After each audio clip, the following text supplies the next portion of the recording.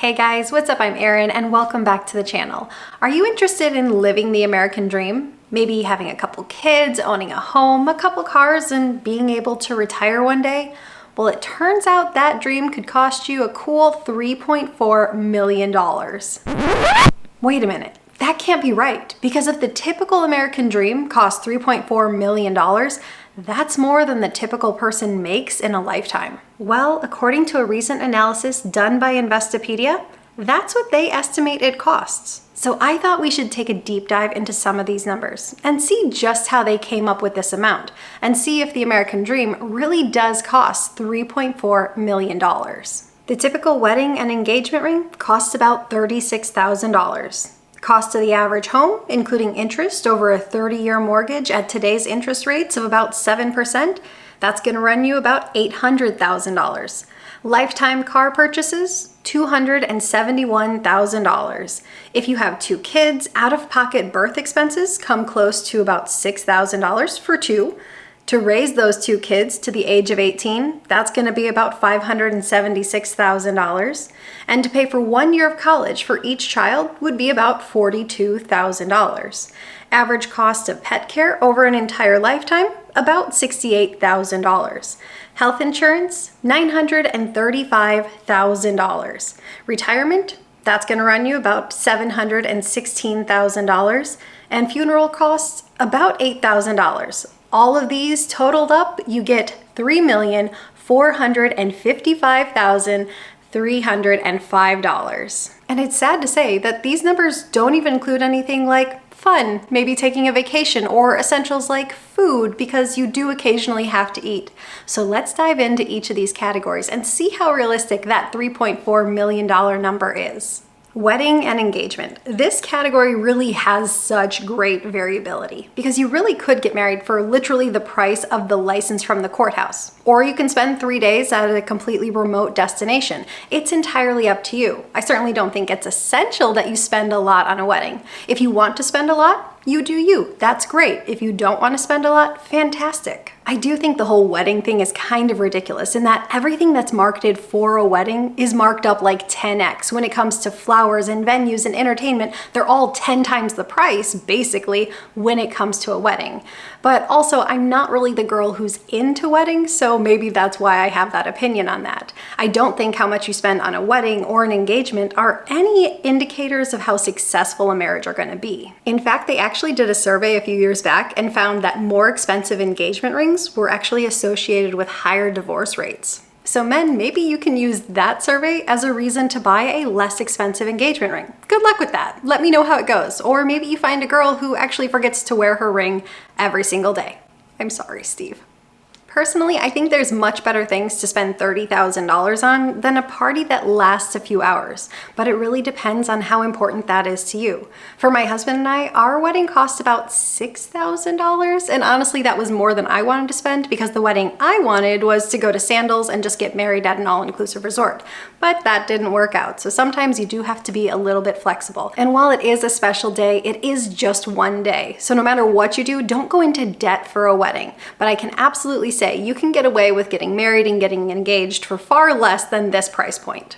As far as that nearly $800,000 figure for a home, they got there using the median current home price and assuming a 10% down payment on a 30-year loan at a 7.2% interest rate. And in our current environment, these numbers are pretty accurate. Home prices are nearly the highest they've ever been, and on top of that, we're facing mortgage rates at levels we haven't really seen in over 2 decades. But the good news is they are starting to drop a little bit. Now, will they ever get back to that 2 or 3% range where they were artificially held low for such a long time?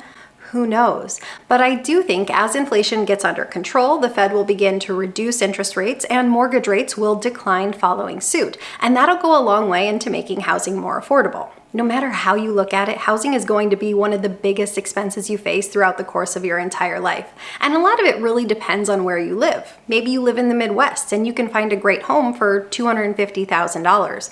Whereas if you live in California, maybe that same home would be $750,000. And according to Zillow, the average person actually owns 3 homes throughout the course of their entire life. So there's always the possibility that you start off with a more modest home, you live in that for quite some time, it slowly appreciates in value over time, then several years down the road, you sell that home, use the proceeds from that sale to help you get your next home, and then maybe you repeat that process 1 or 2 more times. But I do think the best thing you can do when it comes to buying a home is buy a modest home. And when I mean modest, I mean one that fits within your budget, one that allows you to keep your housing expenses at around 25% or so of your income. This allows you to make sure that you can afford your house, but also have money left over to do something else other than just pay for a home. Now, while Investopedia does assume modest used car purchases, they assume that you will buy 10 vehicles throughout the course of your lifetime. That estimate does seem a little bit high. My research has indicated that most people tend to have 6 to 8 cars over the course of their entire lifetime,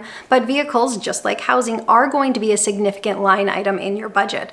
And the best way to buy a vehicle is buy modest. Buy one that fits well within your budget. You can do that by abiding by the traditional car buying rule of putting 20% down, financing for no more than 4 years, and making sure those payments are no more than 10% of your income. But more than that, just making sure that you drive this car for a long time. I think it's very reasonable to assume that nowadays you could drive a car for at least 8 to 10 years, maybe even longer.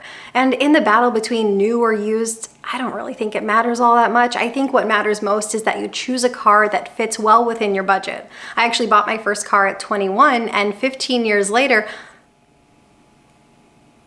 it's 16 years. Oh.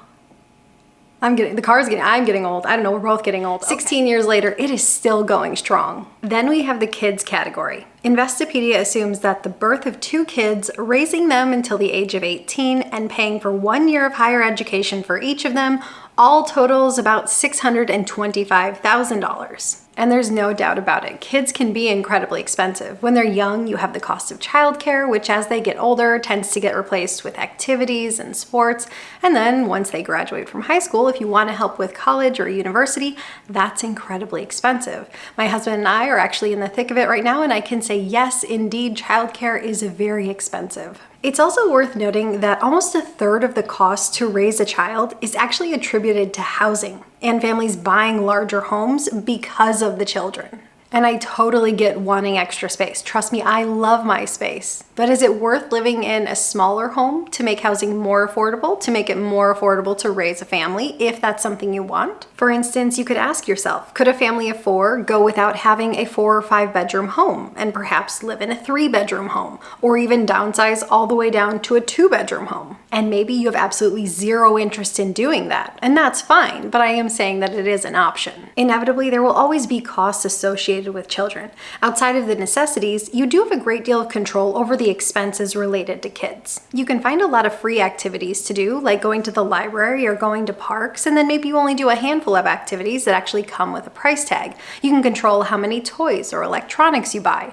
And of course, you're going to buy some things, but so many of us succumb to buying a lot of things, and these things just end up being shoved in a closet and then not used and completely forgotten about. And if you can help your kid with the cost of college, I think that's absolutely amazing. But I also don't think that every child needs to go to college. I think there's a lot of wonderful options out there with the trades, and I think there's a lot of jobs that don't actually require a degree. I think you should really only go to a university and pursue a degree if you have a career in mind that requires a degree. I think it's absolutely amazing when parents want to help their kids with the cost of college, but I think they should only do it after they're secure in their situation and their retirement is taken care of.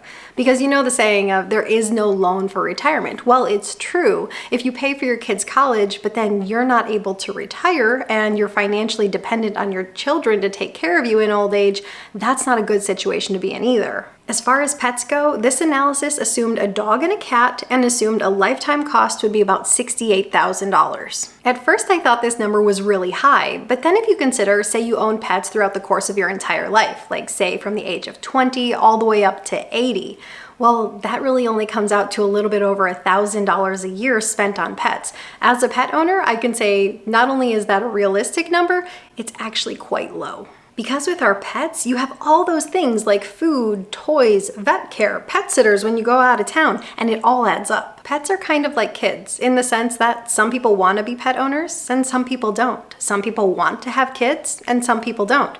Personally, I can say that the joy my pup brings to my life is well worth the added expense. Now, the total lifetime cost of healthcare for a family prior to Medicare kicking in is estimated to be just shy of $1 million, which is a pretty hefty price tag. And how they arrived at this number is that they used the average cost of healthcare based on the 2023 Health Benefits Survey by KFF, which shows that the average cost of healthcare for a family is $24,000 a year on an annual basis. But I think this line item is a little bit deceptive. There's no doubt about it that healthcare is very expensive.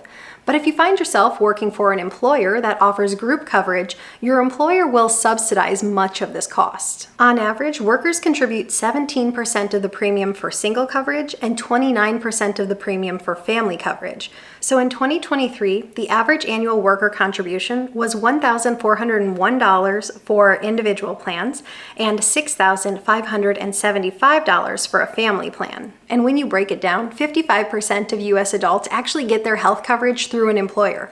19% of adults are actually on Medicare, and 18% of adults actually qualify for Medicaid services. So it shows that the vast majority of people are not 100% footing the bill for their own health care. And if you find yourself in a situation where you don't have group coverage and you need to find coverage, there are ACA plans that offer subsidies. So the vast majority of people aren't having to foot 100% of their own medical expenses. So if we use the average worker contributions of $6,575 over 39 years from age 26 to 65, that comes to a lifetime total of $256,425. And that's vastly different than the almost $1 million figure that they had come up with. Now, you still would have to consider things like out-of-pocket expenses, co-pays, deductibles, things like that, but they were only talking premiums, so that's what we're looking at. Looking at it from this perspective, it does make it look a little bit more affordable. How they came up with this number for retirement is that they assumed that you were going to spend about 12 years in retirement and that you want 80% of the median household income of $74,580, or about $60,000. Now, there's a pretty big problem with this calculation in that it doesn't factor in Social Security at all, and most retirees do heavily rely on Social Security in their retirement years. But let's sidestep that for a moment and focus solely on investments. There's still a problem with this calculation. One of the biggest messages I try to drive home with this channel is the power of investing, the power of getting invested early, the power of staying invested, the power of compounding interest to grow your money. So let's use their example, that $716,000 nest egg. If you were to invest just $135 a month from the time you were 20 all the way up to the age of 65, you would have a nest egg of roughly $716,000. But generating that $716,000 nest egg wasn't something that you did on your own. By investing, you would have only contributed just $73,000, meaning 90% of your portfolio would have come from compound interest, not your contributions. If you start early and stay invested, small amounts add up. That is the power of compound interest. If you stay the course, by the time you hit retirement, the vast majority of your retirement portfolio will actually be coming from interest rather than your contributions. And finally, the funeral. Yeah, funerals are pretty expensive. And there's probably not a great way to do a funeral on the cheap. And I don't know if you've ever dug a hole before, but it's maybe the hardest thing you ever do in your life. So it's probably just an expense you're going to have to face. So let's amend this list ever so slightly and see what the cost of the typical American dream might be. Let's take that cost of a wedding and an engagement and chop it in half. I'll assume you still buy the average home, but you're going to wait until interest rates are a bit more favorable and in that 5% range. I'll assume you own the average of 6 cars throughout the course of your entire life. We'll keep the kids and the pet-related expenses the same. Assume you work for an employer that provides health insurance, which reduces your premiums. We'll also assume that you generate this retirement nest egg through investing throughout the course of your entire life and keep those funeral costs the same. Our new total comes to $1,885,517. That's still a lot of money, but it's about half of what their projection was. And all of these numbers are hypothetical because it's going to depend on your family, where you live, what activities you enjoy doing. And it's important to remember that everyone's idea of the American dream looks different. I really think the American dream is really more about opportunity, having the opportunity to create the life that you love. And as an optimist, I think that is entirely possible. What's your take? What do you think the American dream costs? Leave your thoughts in a comment down below. I post new videos every every single week. If you got anything at all out of this one, please give it a like. If you're new here, please consider subscribing, or if you know of someone who might get something out of this type of content, please consider sharing. I'll see you soon. Bye.